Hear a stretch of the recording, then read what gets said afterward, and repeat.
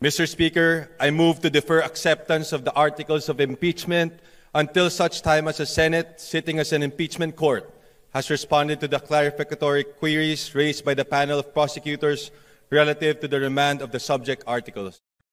Ipinagpaliban ng House of Representatives ang pagtanggap sa articles of impeachment laban kay Vice President Sara Duterte.